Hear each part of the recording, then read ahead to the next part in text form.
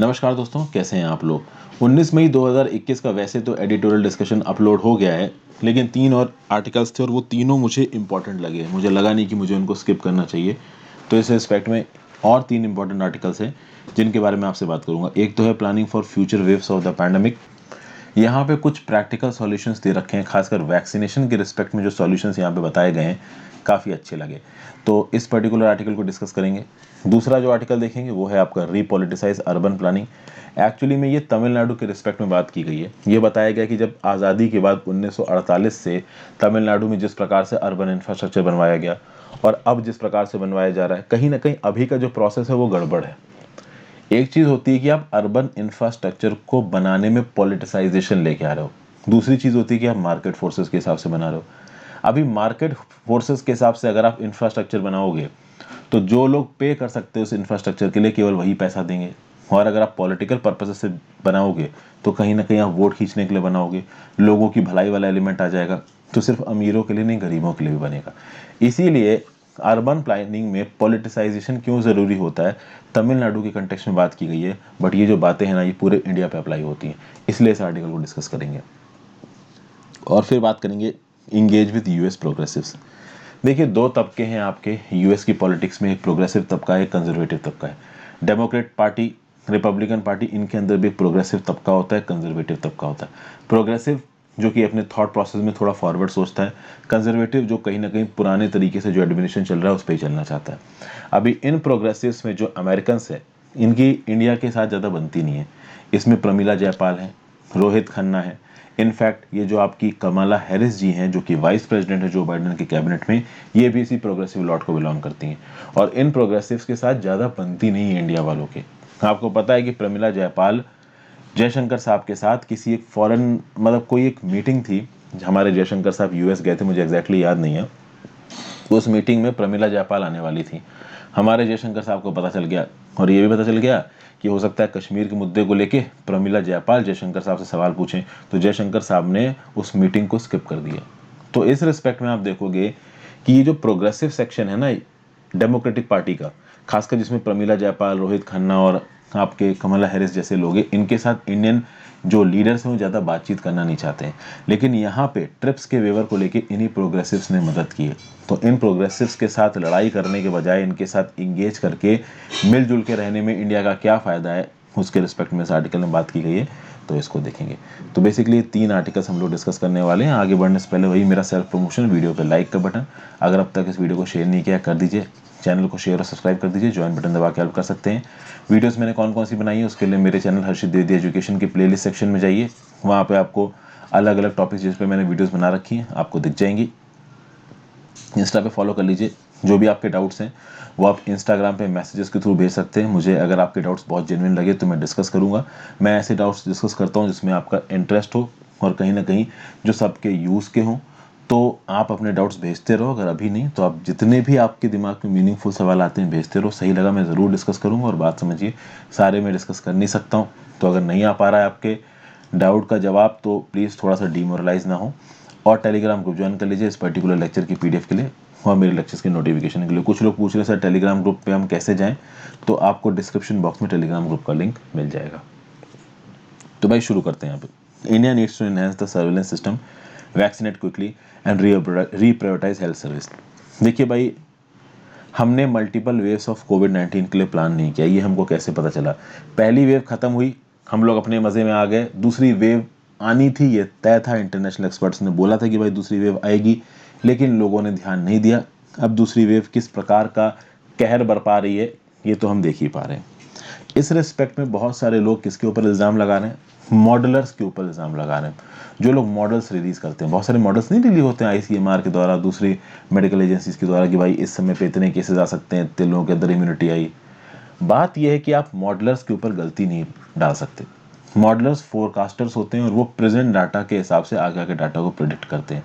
और हम सबको ये पता है कि प्रेजेंट डाटा पे क्लैरिटी अवेलेबल नहीं है। हम सबको ये पता है कि जो number of corona virus cases हैं वो बहुत ज़्यादा अंडर एस्टिमेटेड है इंडिया में। बहुत ज़्यादा अनरिलायबल टेस्टिंग हो रही है इंडिया में, बहुत ज़्यादा अंडर रिपोर्टिंग हो रही है केसेस की इंडिया में, बहुत सी डेथ्स हो रही है इंडिया में। कुछ जगहों तो ये भी न्यूज़ निकल के आ रही भाई कि लोगों ने टेस्ट कराने तक नहीं गए, पॉजिटिव टेस्ट चाहिए या निगेटिव टेस्ट रिपोर्ट चाहिए, पैसे दे के काम हो रहा है। तो इस प्रकार की खबरें उड़ रही हैं, अब ये अफवाहें हैं या सच्चाई हैं पता नहीं। लेकिन अब बात यह है कि किसी भी मॉडलर को जो कि मैथमेटिकल और स्टैटिस्टिकल फिगर के आधार पे आगे आने वाले समय में पैंडेमिक कितना फैल सकता है, इसकी मॉडलिंग तब सही तरीके से कर पाएगा जब प्रेजेंट के समय पे जो डाटा है कोविड-19 के इन्फेक्शन का वो प्रॉपर तरीके से अवेलेबल हो। लेकिन डाटा में बहुत ज़्यादा अंडर रिपोर्टिंग है, डाटा में बहुत ज़्यादा मैनिपुलेशंस है। तो अगर इनपुट्स फॉल्टी होंगे, अगर अभी का डाटा गलत होगा, तो आगे के जो प्रोजेक्शंस हैं वो तो फेल होने ही हैं। ओके, और ये जो सेंट्रल और राज्य की सरकारें हैं, they should use real time data by encouraging reliable reporting and initiating standardised definitions. तो मतलब इन सरकारों को बोला जा रहा है, और अभी से नहीं पिछले साल से बोला जा रहा है कि भाई डाटा रिपोर्टिंग प्रॉपर होनी चाहिए, रियल टाइम होनी चाहिए, स्टैंडर्डाइज्ड डेफिनेशन होनी चाहिए। स्टैंडर्डाइज्ड डेफिनेशन क्या कि मतलब कि भाई पर मिलियन पॉपुलेशन, पर 1000 पॉपुलेशन, पर लाख पॉपुलेशन एक्चुअली में कितने केसेस हैं इंडिया में, इस चीज़ के ऊपर एक प्रॉपर आप कह सकते हो कि रिपोर्ट होनी चाहिए, और वो भी एरिया वाइज होनी चाहिए। बट बात यह है कि हमारी जो सरकारें हैं उनका फोकस क्या रहता है कि किसी एक पर्टिकुलर इलाके में अगर कोरोना के ऊपर कंट्रोल पा लिया तो वो चेस्ट थंपिंग करने लगते हैं, चिल्लाने लगते हैं, एडमायर करने लगते हैं एफर्ट्स को कि देखो हमने कोरोना को हरा दिया, देखो यहाँ पे इतने कम केसेस हो गए। जबकि एक्चुअली में वो जो केसेस कम हुए हैं वो किस वजह से हुए हैं, हो सकता है वो सरकार के एफर्ट की वजह से ना हुए हो सकता है कि भाई एक आगे इम्पेंडिंग वेव आने वाली हो और उस वजह से यहाँ पे केसेस कम हो गए हो, या फिर उस इलाके का दूसरी जगहों से कनेक्शन कम हो। तो बेसिकली यहाँ पे एडमिनिस्ट्रेशन की तारीफ करने की बजाय अगर आप इस बात पे फोकस करें कि भाई ज़्यादा से ज़्यादा केसेस को डिटेक्ट करना है और हमको कोरोना को हराना है, एक प्रॉपर रिलायबल रिपोर्टिंग करनी है, ज़्यादा टेस्टिंग करनी, तो ये सब चीज़ों पे सरकार ध्यान नहीं दे रही है। सर्वेलेंस सिस्टम पे सरकार ध्यान नहीं दे रही है। सरकार बस तब अपने आप को बहुत ऊपर दिखाने लगती है, और केंद्र सरकार राज्य सरकार दोनों की बात हो रही है, जब भाई कहीं पे केसेस कम हो गए तो हाँ भाई सरकार की देखो हमने ये हरा दिया, देखो हमने ये कर दिया। रिलायबल टेस्टिंग स्ट्रेटजी होनी चाहिए, एक ऐसी टेस्टिंग स्ट्रेटजी जब केस कम हो तो भी वही चले, जब केस ज़्यादा हो तो भी वही चले। फर्स्ट वेव के बाद जब कोरोना के केसेस कम होने शुरू हुए थे तो सरकार ने टेस्टिंग ही करनी कम कर दी थी, बहुत कम टेस्ट हो गए थे। फरवरी मार्च के बाद से जब केसेस बढ़ने शुरू हुए तब फिर से टेस्टिंग होनी शुरू हुई। तो जब केसेस बढ़ने शुरू हो रहे हैं तब आप टेस्टिंग करना बढ़ा रहे हो, ये भाई कौन सा हिसाब है? अरे टेस्टिंग की जो स्ट्रैटेजी है वो तो कांस्टेंट होनी चाहिए ना। उसके बाद देखिए यहाँ पे क्या बताया जा रहा है, दूसरे देश की कंट्रीज की जो एक्सपीरियंसेस हैं उनसे ये पता चलता है कि कोविड की बहुत सी वेव्स आएंगी इंडिया में। पहली वेव आ गई, सेकेंड वेव अभी चल रही है, इसके बाद तीसरी भी आएगी, हो सकता है चौथी वेव भी आएगी। जापान का जो हेल्थ सिस्टम है वो चौथी वेव के अंदर क्रम्बल कर रहा है। तो आगे आने वाली वेव्स के अंदर हमें परेशान होना ही है, ये बात तय है। और इंडिया ने ना कंटेनमेंट मेजर्स लिए हैं, ना ही प्रॉपर मिटिगेशन मेजर्स लिए हैं। ना पहली वेव के बाद सेकेंड वेव के लिए लिए हैं, और सेकेंड वेव के बाद तीसरी के लिए कितना ले रहे हैं वो जब तीसरी वेव आएगी तब पता चलेगा। और इन वेव्स में जितना कुछ भी हमारी मेडिकल फ्रेटर्निटी को एडमिनिस्ट्रेशन में कोविड-19 की हैंडलिंग में सरकार ने सीखा है, इन सीखी हुई चीज़ों से जो गलतियां हुई उन गलतियों को आगे के प्लान्स में इनकॉर्पोरेट करने की ज़रूरत है। एक स्ट्रॉन्ग सर्वेलेंस सिस्टम फैलाने की ज़रूरत है कि भाई इतने नंबर ऑफ कोरोना केस तो हैं ही, अच्छा कितने नंबर ऑफ कोरोना केस आ जाएं जिससे ये पता चल जाए कि भाई तीसरी वेव शुरू हो चुकी है कोरोना वायरस की। इसके लिए भी प्रॉपर स्टैंडर्डाइज्ड बेंचमार्क्स होने चाहिए। फिर समय समय पे फिर बोला जा रहा है कि भाई यहाँ पे रिव्यू मैकेनिज्म इवॉल्व करने हैं ताकि इनिशियल स्टेजेस में ही पैंडेमिक के आउटब्रेक को पकड़ लिया जाए, दूसरे इलाकों में फैलने से रोक लिया जाए। फिर ये बोला गया कि भाई रियल टाइम जेनोम सीक्वेंसिंग, ये अपने आप में एक बड़ी बात है। देखिए इंडिया में इतने ज़्यादा कोरोना वायरस के केसेस आ रहे हैं कि सबकी जेनोम सीक्वेंसिंग आप नहीं कर सकते हो, ये बहुत नेचुरल सी बात है। लेकिन जितने भी कोरोना वायरस के पॉजिटिव केसेस आ रहे हैं उसका कुछ हद तक कुछ परसेंटेज हिस्सा तो भाई सैंपल के आपको जेनोम सीक्वेंसिंग करनी ही चाहिए। फिर अगर केरला, पंजाब, महाराष्ट्र में जो कोविड-19 के केसेस शुरू में आ रहे थे, अगर उसकी जेनोम सीक्वेंसिंग से हम पहले ही ये पता कर लेते कि भाई कौन सा म्यूटेंट फैल रहा है, तो हम लोग बेटर प्रिपेयर्ड हो सकते थे कि भाई ये एक अलग म्यूटेंट है। और जैसा कि पता ही है कि B.1.617 वाला ये जो म्यूटेंट है ये हाईली कंटेजियस है, इतना तो मालूम ही है। अब कितना खतरनाक है वो तो आगे पता चलेगा, बट कंटेजियस बहुत है, इन्फेक्टिविटीज़ की बहुत ज़्यादा है। तो जिस पर्टिकुलर जगह पे ये म्यूटेंट फैल रहा है वहाँ पे इसको, लेकिन कहीं ना कहीं अगर इन चीज़ों को आप दबाना चाहोगे तो ओवरऑल हैवॉक आएगा हेल्थ सिस्टम पे, कैटास्ट्रॉफिक इंपैक्ट आएगा, और वो कहीं ना कहीं आया ही है। इंडिया लोकल लॉकडाउन लगा सकता था उन इलाकों में जहाँ पे नए वेरिएंट्स फैल रहे हैं, बट उसके लिए जीनोम सीक्वेंसिंग करनी ज़रूरी थी और वो हमारे यहाँ पे की नहीं गई है। तो स्ट्रॉन्ग सर्विलेंस सिस्टम के ऊपर रिलायंस चाहिए, और कहीं ना कहीं हमारा जो स्ट्रॉन्ग सर्विलेंस सिस्टम है मिसिंग है। आगे की अगर फ्यूचर वेव्स हमको रोकनी है तो हमें इस स्ट्रॉन्ग सर्विलेंस सिस्टम की ज़रूरत होगी, नहीं होगी तो हम प्रॉब्लम में। फिर वैक्सीनेशन की बात करते हैं। भाई वैक्सीनेशन इस स्टोरी को बदल सकता है। ऑलरेडी तेज़ी से वैक्सीनेशन इंडिया में चल रहा है, बट उतना तेज़ नहीं है जितना कि हमको ज़रूरी है। अब इंडिया अभी भी इस प्रोसेस में, ऑथर बोल रहे हैं कि it can emerge as the world's biggest exporter of vaccine. हमारे देश के नागरिकों की भी हम मदद कर सकते हैं, दुनिया भर की मदद कर सकते हैं। कैसे? तो भाई जितनी भी वैक्सीन मैन्युफैक्चरिंग फर्म्स है दुनिया भर की, फाइजर हो, मॉडर्ना हो, वो सब लोग अपनी वैक्सीन्स को इंडिया में बनवा सकते हैं। हर कंट्री अपने देश में वैक्सीन नहीं बनवाना चाहती, और इंडिया के पास ये कैपेबिलिटी है कि हम सस्ते में वैक्सीन बना सकते हैं।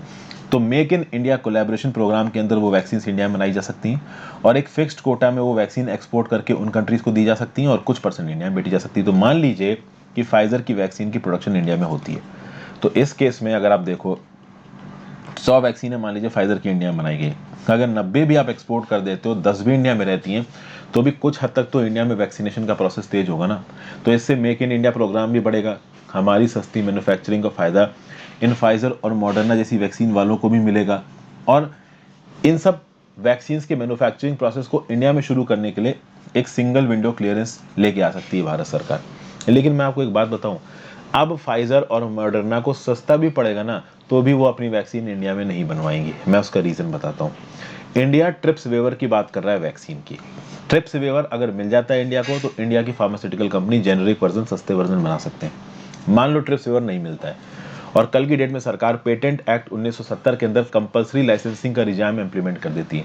तो कंपलसरी लाइसेंसिंग के चलते अभी के लिए 3 वैक्सीन बन रही है इंडिया में, स्पुतनिक, कोवैक्सीन और कोविशील्ड। इन तीनों की सस्ती मैन्युफैक्चरिंग इंडिया में शुरू हो सकती है। क्यों? क्योंकि इन तीनों का प्रोडक्शन इंडिया में हो रहा है, तो वो टेक्नोलॉजी इंडिया के पास है कि वैक्सीन कैसे बनती है। अगर फाइजर और मॉडर्ना की वैक्सीन इंडिया के अंदर बनती है, तो इंडिया को वो टेक्नोलॉजी पता चल जाएगी कि दवाई कैसे बनती है। फिर कल की डेट में अगर इंडिया कंपलसरी लाइसेंसिंग के रिजीम को एक्टिव करता है, तो हम आराम से उस टेक्नोलॉजी की मदद से सस्ती दवाइयां बना सकते हैं। तो फाइजर और मॉडर्ना वैक्सीन वाले इतने चालाक है कि वो इंडिया में कभी वैक्सीन बनाएंगे नहीं, क्योंकि वो जानते हैं कि कल की डेट में इंडिया अगर कंपलसरी लाइसेंसिंग को एक्टिवेट करता है पेटेंट एक्ट के अंदर, तो उनके पास, यानी इंडिया वालों के पास, फाइजर और मॉडर्ना की वैक्सीन बनाने की टेक्नोलॉजी ही नहीं होगी। तो तुम कंपलसरी लाइसेंसिंग करके कर भी क्या लोगे जब टेक्नोलॉजी ही नहीं है? समझ गए बात को? कंपलसरी लाइसेंसिंग में भारत सरकार प्राइवेट कंपनीज को, जैसे मान लो ग्लेनमार्क को हमने ये राइट दे दी कि भाई ठीक है, तुम इंडिया में फाइजर और मॉडर्ना के सस्ते वर्जन बनाओ। तो ग्लेनमार्क बोलेगा हमारे पास तो टेक्नोलॉजी ही नहीं है, कैसे बनती फाइजर मॉडर्न की वैक्सीन, हम कैसे बनाएं? टेक्नोलॉजी उनकी कंपनियों के पास है। अभी वो कंपनियां इंडिया में प्रोडक्शन शुरू कर देंगे तो टेक्नोलॉजी इंडिया में आ जाएगी, तो वो करेंगी ही नहीं प्रोडक्शन इंडिया में शुरू। ठीक है, आई होप जो कुछ भी मैंने यहाँ पे बताया है आपको समझ में आ गया, और नहीं समझ में आया तो नीचे कमेंट बॉक्स में बताना जरूर। हालांकि ऑथर बोल रहे हैं कि अगर बाहर वाली वैक्सीन हम इंडिया बनाना शुरू कर देते हैं, तो इंडिया इससे एक सॉफ्ट सुपर पावर बन जाएगा, इंडिया की इंडस्ट्री भी आगे बढ़ेगी, इंडिया के लोगों को नौकरियां भी मिलेंगी। ओके, और हम लोग छोटे टाइम पीरियड में ऐसी प्रोसेसेस को इंडिया में एग्जीक्यूट भी कर सकते हैं। हो सकता है भारत सरकार इसके लिए कोशिश भी कर रही हो। इससे इंडिया का वैक्सीन एक्सपोर्ट तो देखिए बढ़ेगा ही बढ़ेगा, और हमारे देश के लोगों के लिए भी कुछ ना कुछ एक्स्ट्रा वैक्सीन अवेलेबल हो जाएंगी। और केवल हम अपने सिटीजन्स को ही नहीं, दुनिया भर के लोगों के लिए भी वैक्सीन अवेलेबल करवा पाएंगे। और सबसे खास बात दोस्तों ये है, क्या बोला जा रहा है, not many countries in the world have the wherewithal to manufacture their own vaccine. दुनिया में ऐसी बहुत सी कंट्रीज है जिनके पास अपनी वैक्सीन बनाने की ना काबिलियत है ना पैसे हैं। तो अगर इंडिया जैसा देश भी अपने लिए और दुनिया के लिए वैक्सीन नहीं बना पाया, तो इन देशों का क्या होगा? चूंकि इन देशों को इंडिया में बनी हुई वैक्सीन की आदत पड़ चुकी है। यह अलग बात है कि अभी के लिए कोरोना क्राइसिस में इंडिया की हालत खराब चल रही है। फिर आप देखोगे कि नए वेरिएंट्स ऑफ कंसर्न इमर्ज हो रहे हैं। आपको पता है वायरस अपना फॉर्म बदलता है, और अपना फॉर्म बदलने के बाद ये वायरस हो सकता है अभी प्रेजेंट वैक्सीन के अगेंस्ट इम्यून हो जाए। तो इस केस में ज़रूरी यह है कि जो मैन्युफैक्चरिंग फैसिलिटीज़ हैं, चाहे वो पब्लिक सेक्टर में हो चाहे प्राइवेट सेक्टर में हो, लगातार नए वर्जन्स बनाते रहें वैक्सीन के। लगातार ये जो नए वेरिएंट्स आ रहे हैं, इन वेरिएंट्स के जिनोम को सीक्वेंस करके, इनको एनालाइज करके वैक्सीन्स को अभी अपडेट करते रहें। इसके लिए ज़्यादा फाइनेंशियल एलोकेशन देना, सिस्टम्स बढ़ाना, वैक्सीनेशन को एक्सपेंड करने की, अप्लाइड रिसर्च लगाना, इफेक्टिव कम्युनिकेशन, मॉनिटरिंग इफेक्टिवनेस, ये सब चीज़ें बहुत ज़रूरी हैं इंडिया में पैंडेमिक को प्रिवेंट और मैनेज करने के लिए। अगर बात की जाए दुनिया भर में पैंडेमिक्स की, तो 2009 से लेके आज तक वर्ल्ड हेल्थ ऑर्गेनाइजेशन ने 6 पब्लिक हेल्थ इमरजेंसीज को डिक्लेयर किया है। अगर आप बात करो तो 60% of the non infectious disease and 75% of the new और इमर्जिंग इन्फेक्शियस डिजीज ये जूनोटिक है। जूनोटिक कहने का मतलब है कि एनिमल से निकली, तो 60% इन्फेक्शन एनिमल से निकली है, और जो नई और इमर्जिंग इन्फेक्शन डिजीज आ रही है उसमें से 75% जूनोटिक है। तो अब ह्यूमन काइंड के लिए एक चीज़ बहुत ज़रूरी है कि भाई एनिमल के इकोसिस्टम और ह्यूमंस के इकोसिस्टम को थोड़ा अलग रखा जाए। इसका मतलब ये नहीं है कि ये जो पालतू जानवर है आप इनसे दूर हट जाओ, पालतू जानवरों से डर नहीं है, वाइल्ड में जो जानवर हैं उनसे डर है। वो जानवर जो कि हमेशा वाइल्ड इलाकों में रहे हैं, अगर उनको उठा उठा के आप खाने लगोगे या उनके डोमेन में आप इंक्रोच करोगे तो उनके साथ आपका एसोसिएशन इंटरेक्शन बढ़ेगा, और बीमारी जो उनके यहाँ पे कई हजारों सालों से फैल रही हैं वो हो सकता है ह्यूमंस में भी आ जाए, और हमको आज तक ये पता नहीं है कि इन जानवरों में कौन कौन सी बीमारियां फैल रही हैं। वो जब ह्यूमंस में आ जाती हैं तब उस पर पूरी रिसर्च चालू हो जाती है कि भाई ये फैल गया वो फैल गया। अब यहाँ पे robust public health workforce, India में पब्लिक हेल्थ वर्कफोर्स को बनाने की जरूरत है। अभी के लिए कोरोना क्राइसिस इतनी ज़्यादा एक्यूट हो गई है कि अर्बन इलाकों में पब्लिक हेल्थ फोर्स नजर नहीं आ रही, रूरल इलाकों में तो पब्लिक हेल्थ फोर्स के साथ क्रिटिकल केयर कैपेसिटी भी नजर नहीं आ रही, ना ही ऑक्सीजनेटेड बेड्स हैं ना ही आईसीयूज है। तो भाई ये जो अर्बन रूरल डिवाइड में इक्विटेबल तरीके से अर्बन इलाके को भी और रूरल इलाकों को भी आपको हेल्थ एक्टिविस्ट अवेलेबल करवाने हैं। तो एक एक्रेडिटेड सोशल हेल्थ एक्टिविस्ट आशा हर 1000 पीपल पे होना चाहिए, एक ऑक्सिलरी नर्सिंग मिडवाइफ और नर्स प्रैक्टिशनर हर 5000 लोगों पे होनी चाहिए, और and a hospital with at least 100 beds, मतलब एक हॉस्पिटल जिसमें कम से कम 100 बेड्स हो, ओके, जिसमें बेड्स विद इमरजेंसी और क्रिटिकल केयर सर्विसेज भी हो। 30 से 50,000 की आबादी के लिए कम से कम एक हॉस्पिटल 100 बेड का होना ही होना चाहिए। इतनी तो रिक्वायरमेंट चाहिए ही चाहिए हमको अपने पब्लिक हेल्थ सिस्टम के लिए, नहीं तो हालात बहुत ज़्यादा खराब हो जाएंगे। तो पैंडमिक चलिए सेकेंड वेव में जो हो गया वो हो गया, हमें आगे के लिए तैयार रखना है, अपने हेल्थ सिस्टम को इम्प्रूव करना है, पब्लिक हेल्थ सिस्टम को इम्प्रूव करना है, ताकि फ्यूचर की जो डिजीज का फैलाव हो वो इतना ज़्यादा ना हो। तो इनहेंस सर्वेलेंस, आगे की फ्यूचर वेव्स को रोकना, वैक्सीनेशन को एक्सपेंड करना, एक रोबस्ट पैंडेमिक प्रिपेयर्डनेस प्लान, ये हमको चाहिए ही चाहिए। इसको हम किसी भी हाल में आप कह सकते हो इग्नोर नहीं कर सकते। नेक्स्ट बात करते हैं रीपॉलिटिसाइज अर्बन प्लानिंग, इसके बारे में क्या बोला जा रहा है। तो यहाँ पे तमिलनाडु सरकार को क्या करना चाहिए क्या नहीं करना चाहिए उसके बारे में बात की गई है। देखिए, तमिलनाडु की बात की जाए तो भाई one of the most urbanise states है इंडिया भर में, सिटी प्लानिंग में इनको काफ़ी माना जाता है। हाउसिंग प्लानिंग और अर्बन प्लानिंग जब शुरुआत में तमिलनाडु में शुरू हुई तो बहुत ज़्यादा पॉलिटिसाइज थी। जो पॉलिटिकल लीडर्स थे वो खुद जनता के साथ जुड़ के जनता के लिए प्रोग्राम चलाना चाहते थे, ठीक है। लेकिन धीरे धीरे आप देखोगे कि जो पॉलिटिकल एलिमेंट था प्लानिंग में, अर्बन प्लानिंग में, वो गायब होने लगा और मार्केट एलिमेंट अर्बन प्लानिंग में यहाँ पे एंट्री मारने लगा, और ये चीज़ गड़बड़ हो गई है। अब देखिए, for long the state government stood apart with its innovative planning practices. शुरुआत कुछ ऐसे हो रही है कि भाई तमिलनाडु गवर्नमेंट में जो अर्बन प्लानिंग हुई वो पॉलिटिसाइज थी, पॉलिटिकल लीडर सीधे सीधे एसोसिएटेड होते थे। तो 1948 में तमिलनाडु में एक कॉम्प्रिहेंसिव हाउसिंग रिपोर्ट आई और इंप्रेसिव सॉल्यूशंस दिए गए हाउसिंग शॉर्टेज के लिए। 1960s में कॉम्प्रिहेंसिव प्लान बनाए गए चेन्नई के लिए। इसमें एक स्लम क्लियरेंस बोर्ड बनाया गया 1971 में, जो कि इंडिया में उस समय तक किसी भी स्टेट में नहीं बनाया गया था। और उस समय पे डीएमके द्रविड़ मुनेत्र कजागम की सरकार ने एक रेडिकल पॉलिसी बनाई जिसमें बोला गया कि स्टेट्स में से स्लम्स हटा दिए जाएंगे। फिर उस समय के जो चीफ मिनिस्टर थे एम करुणानिधि साहब, वो एक बोट राइड लेते नजर आए गए कुवम नाम के एक शहर में। तो कुल मिला के आप देख सकते हो कि जो अर्बन डेवलपमेंटल प्रोजेक्ट्स थे ये पॉलिटिशियंस के बहुत ज़्यादा प्रायोरिटी पे रहते थे। पॉलिटिशियंस खुद इन्वॉल्व होते थे इन अर्बन डेवलपमेंट प्रोजेक्ट्स के साथ, और जब वो अर्बन डेवलपमेंट प्रोजेक्ट को कंप्लीट करते थे तो लोगों को दिखाते थे कि देखिए ये हमने आपके लिए बनवाया है। उसी प्रकार से चीफ मिनिस्टर जयललिता जी ने भी solar powered green house schemes को चलवाया रूरल पुलर के लिए। तो कुल मिला के जो स्टेट की लीडरशिप थी बहुत लंबे समय तक सीधे सीधे एसोसिएटेड रही पॉलिटिकल प्लानिंग के लिए, ओके। अब कहीं ना कहीं इनको ऐसा लगा कि अगर हम सीधे सीधे पॉलिटिकल एक्शन करते हैं तो हम लोगों के लिए ज्यादा कुछ कर पाएंगे, लेकिन अब समय के साथ चीजें बदल रही हैं।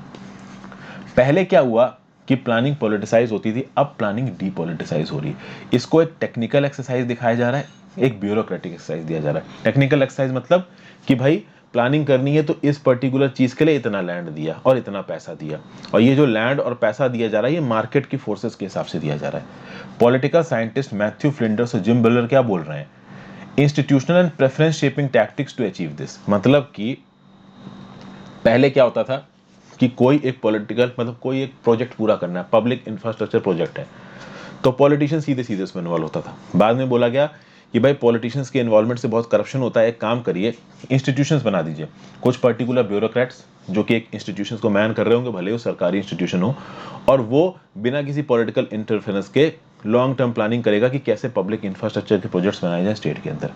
अभी इसके चलते leadership, elected political leadership missing हो गई। ये अलग बात है कि ये इंस्टीट्यूशंस और ये जो भी पब्लिक पॉलिसीज बनाई जाएंगी ये उन्हीं पैरामीटर्स के अंदर बनाई जाएंगी जो कि पॉलिटिकल लीडरशिप ने बनाई है, लेकिन फिर भी एक पॉलिटिकल लीडर जब सीधे सीधे कंस्ट्रक्शन के प्रोसेस के साथ, एक पब्लिक प्रोजेक्ट के प्रोसेस के साथ एसोसिएट होता था तो उसकी इमेज उसके साथ एसोसिएट हो जाती थी।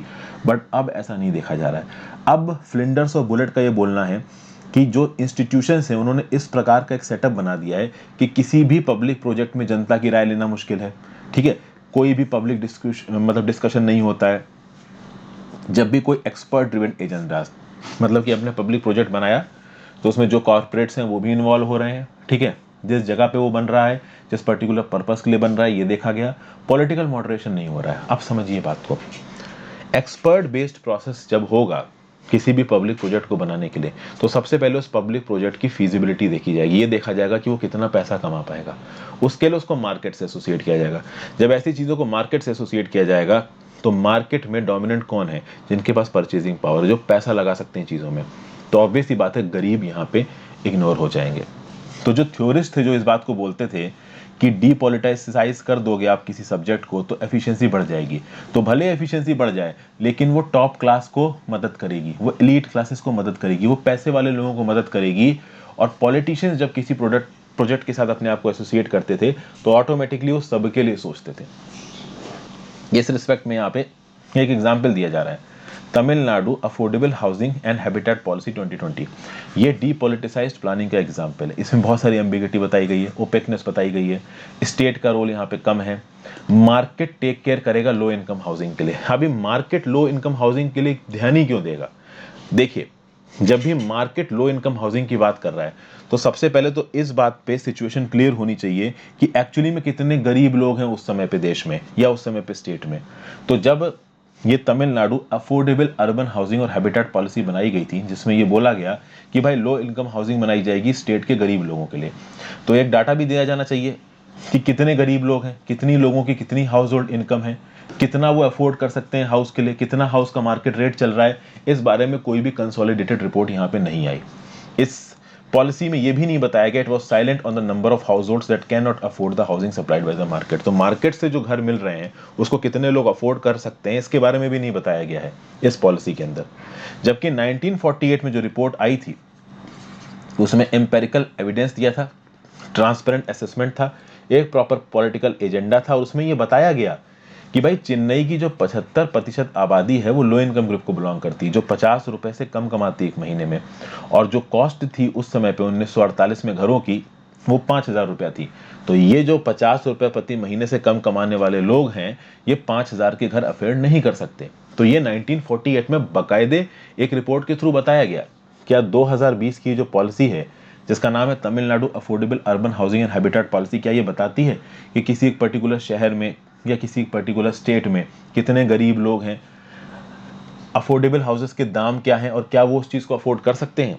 ऐसा कोई भी डाटा अब रिलीज नहीं किया जाता, जिसके चलते अभी की स्कीम्स की जो एफिशिएंसी है वो कम हो जाती है। और ऑब्वियसली बात है लोअर इनकम हाउस होल्ड्स पे ज़्यादा लोग फोकस डालते नहीं है। फोकस इसी बात पे डाला जाता है कि भाई ठीक ठाक लोग, अपर मिडिल क्लास और हायर क्लास कौन सा घर खरीद पा रहे हैं, क्योंकि लोअर इनकम वाले तो घर वैसे भी नहीं खरीद पाएंगे।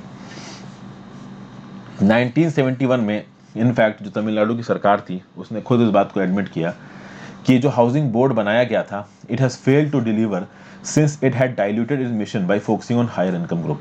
तो मतलब कि 1971 में उससे पहले जो हाउसिंग बोर्ड काम कर रहा था वो गलत तरीके से काम कर रहा था। इसको खुद तमिलनाडु की सरकार ने मांगा और एक नया सेपरेट हाउसिंग बोर्ड बनाया लो इनकम हाउसिंग के लिए। तो कुल मिला के यहाँ सब क्या बताया जा रहा है, यहाँ यही बताया जा रहा है कि जब आप पूरे के पूरे प्रोसेस को मार्केट के साथ जोड़ देते हो तो मार्केट के साथ जोड़ने के बाद वो चीज़ गरीब के लिए नहीं रह जाती है, वो चीज़ उन लोगों के लिए रह जाती है जो उस चीज़ को अफोर्ड कर सकते हैं। जबकि अगर पॉलिटिशियंस किसी एक प्रोजेक्ट के साथ डायरेक्टली जुड़ते हैं तो वो लोगों के प्रति आंसरेबल होते हैं। और ऑब्वियस सी बात है लोग केवल अमीर और गरीब नहीं है, उनके लिए फिर दोनों लोग बराबर हो जाते हैं क्योंकि वो सबके वोट मांगते हैं।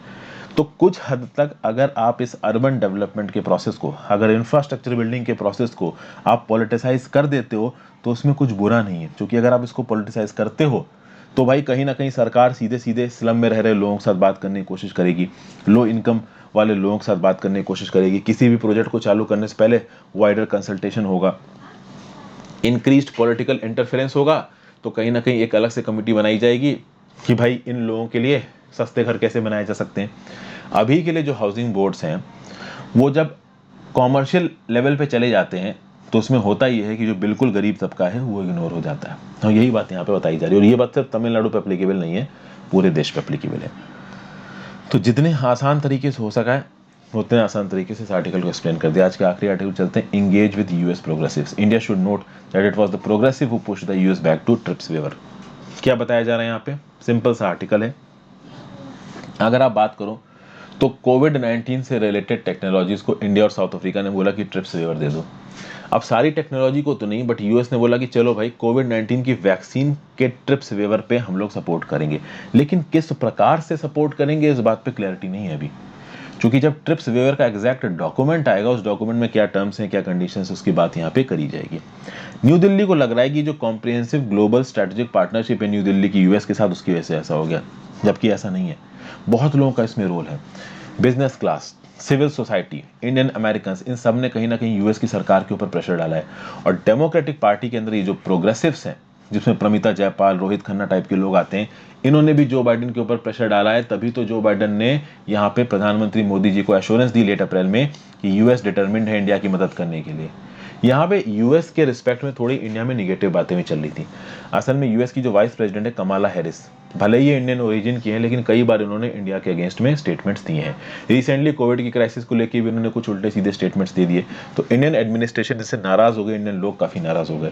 तो मोस्ट प्रोबेबली जो बाइडेन की तरफ से इनके ऊपर प्रेशर गया होगा, और फिर कमाला हैरिस ने एक मीटिंग की इंडियन डायस्पोरा की, और वहां पे अपने इंडियन रूट्स की बात करी, और ये बोला कि मुझे बहुत दुख है कि इंडिया में इस प्रकार की सिचुएशन चल रही है। तो मतलब कुल मिला के ये जो रिस्पॉन्स है वो क्या दिखाने की कोशिश कर रहा है, वो ये दिखाने की कोशिश कर रहा है कि वॉशिंगटन सच में इंडिया का एक बहुत बड़ा दोस्त है, वॉशिंगटन इंडिया को इस क्राइसिस के समय पे अकेला नहीं छोड़ रहा है। तो ठीक है भाई, कहीं ना कहीं यहाँ पे आप समझ सकते हो कि यूएस का जो एडमिनिस्ट्रेशन है वो इंडिया की तरफ मदद दिखाने की कोशिश कर रहा है। अभी ये जो ट्रिप्स वेवर की बात है, इस ट्रिप्स वेवर में प्रोग्रेसिव्स का बहुत मेजर रोल रहा है। किसी भी पॉलिटिकल पार्टी के अंदर दो फैक्शंस होते हैं, प्रोग्रेसिव्स और कंजर्वेटिव्स। अगर आप बात करो तो प्रोग्रेसिव्स में एक बहुत प्रोमिनेंट नाम है जिनका नाम है कांग्रेस वुमेन प्रमिला जयपाल। इनका भी इंडियन ओरिजिन है, ये चेयर हैं of the congressional progressive caucus. इन्होंने जो बाइडेन जी के ऊपर प्रेशर डाला है कि ट्रिप्स के रिवर दीजिए। फिर कांग्रेसमैन रोहित रो खन्ना, ये democratic vice chair of the congressional India caucus, इन्होंने भी जो बाइडेन के ऊपर प्रेशर डाला है कि भाई कहीं ना कहीं ट्रिप्स का वेवर मिलना चाहिए, इंडिया में जो हो रहा है वो गलत हो रहा है। अब ये वो लीडर्स हैं जिन्होंने पहला इंडिया के स्टांस के अगेंस्ट भी स्टेटमेंट दिए। जम्मू एंड कश्मीर में जो ह्यूमन राइट्स वायलेशन हुए थे, जिसको पाकिस्तान समय समय पे जाके चिल्लाता रहता है हर इंटरनेशनल एरा में, तो उसके ऊपर प्रमीला जयपाल ने क्या बोला कि भाई ह्यूमन राइट्स वायलेशन कर रहा है इंडिया जम्मू एंड कश्मीर में, उसके चलते इंडिया की सरकार इनसे नाराज थी। ओके, फिर जो मिस्टर रोहित खन्ना है उन्होंने इंडियन गवर्नमेंट से बोला कि भाई ये जो पीसफुल प्रोटेस्ट है, फार्म प्रोटेस्ट, इसको आप चलने दीजिए, डेमोक्रेटिक नॉर्म्स को फॉलो करिए। और ये सब बातें कहीं ना कहीं इन लोगों ने यूएस में जो हमारे एम्बेसडर है तरनजीत सिंह सिंधु, इनके सामने भी रखी हैं। तो ये कुछ ऐसे पॉलिसी पैरामीटर्स थे जिसके चलते मिस प्रमिता जयपाल और रोहित खन्ना जैसे लोग, रो खन्ना जैसे लोग काफ़ी ज़्यादा अनपॉपुलर हैं इंडिया के एडमिनिस्ट्रेशन में। इंडिया में जो हमारे मिनिस्टर्स हैं, मोदी जी, अमित शाह जी, जयशंकर साहब, ये इनको ज़्यादा पसंद नहीं करते, क्योंकि प्रमिता जयपाल और मिस्टर रोहित खन्ना ऐसे इश्यूज पे बातों को उठाते हैं जो कहीं ना कहीं हमारी लीडरशिप को पसंद नहीं आएगी और ओवरऑल देश को भी पसंद नहीं आएगी। अभी हमारे इंटरनल इश्यूज के ऊपर कोई दूसरे देश का आदमी बोलेगा तो ऑब्वियसली बात है हमको अच्छा लगेगा नहीं। लेकिन इन प्रोग्रेसिव्स ने भले ही इंडिया के अगेंस्ट बोला है कुछ मैटर्स पे, बट यहाँ पे ट्रिप्स वेवर में इंडिया के फेवर में बात की है। 5 मई को बाइडेन एडमिनिस्ट्रेशन ने डिसीजन लिया कि यूएस ट्रिप्स वेवर को सपोर्ट करेगा, और इस 5 मई से कई दिन पहले ही यूएस कांग्रेस के 110 मेंबर्स ने लिख के प्रेसिडेंट बाइडेन को अर्ज किया था कि आप इस फेवर के प्रति सपोर्ट दिखाइए। तो ये जो मिस्टर बाइडेन का करेजियस रिस्पांस दिखाया जा रहा है, ये एक्चुअली में एक बहुत बड़े लॉर्ड का करेजियस रिस्पांस है, जिसमें Miss Jayapal, Miss Khanna, congressman Raja Krishnamoorthi, इस प्रकार के लोग भी आते हैं। At the same time senator Bernie Sanders and 9 other senators ने भी इस प्रकार की प्लिया की है व्हाइट हाउस में कि भाई आप ट्रिप्स वेवर के फेवर में बात करिए। तो यहाँ पे जो बाइडेन है उनका जो डिसीजन है, जिसको बहुत करेजियस बताया जा रहा है ट्रिप्स वेवर को लेके, उस रिस्पेक्ट में बहुत सारे कांग्रेस के लोगों ने, जिसमें हाउस ऑफ रिप्रेजेंटेटिव्स के लोग भी हैं और सेनेट के लोग भी हैं, जो कि ट्रिप्स वेवर को सपोर्ट कर रहे हैं। इस रिस्पेक्ट में एक बहुत बड़ी लॉबी है जो इस ट्रिप्स वेवर को अपोज कर रही है, और इस बात को गेस करना मुश्किल नहीं कि वो लॉबी कौन सी है। वो लॉबी है आपकी जो बिजनेस रिप्रेजेंटेटिव्स है, जो बड़े बड़े बिजनेसमैन हैं यूएस के, जो फार्मास्यूटिकल कंपनीज के ओनर्स हैं, जो बिलियंस ऑफ डॉलर्स की फंडिंग देते हैं यूएस की पॉलिटिकल पार्टीज को, वो इसके अगेंस्ट जा रही हैं। बिल गेट्स, जो कि भैया दुनिया भर के सबसे बड़े दान में देने वाले आदमी माने जाते हैं, उन तक ने इस ट्रिप्स वेवर के अगेंस्ट बात की है। तो अब यहाँ पे बोला ये जा रहा है कि ये जो इंडिया का ट्रेडिशनल स्टैंस रहा है कि डेमोक्रेटिक पार्टी के अंदर जो प्रोग्रेसिव है, प्रमिता जयपाल जैसे, जिनके साथ इंडिया के एडमिनिस्ट्रेटर्स हमेशा लड़ते रहते हैं, बात करना पसंद नहीं करते, इनके साथ एक कंस्ट्रक्टिव एंगेजमेंट जरूरी है when it comes to dealing with Covid challenge. तो ये था एनालिसिस दोस्तों। आई होप आपको कुछ ना कुछ समझ में आया हो। Thank you for watching. इस वीडियो को ज़्यादा से ज़्यादा लोगों के साथ शेयर करें, यही आपसे रिक्वेस्ट है। और अच्छी लगी हो तो वर्ड ऑफ द माउथ भी इसकी मार्केटिंग करिएगा। वीडियो को लाइक ज़रूर कर दीजिएगा। Have a great day. Good bye.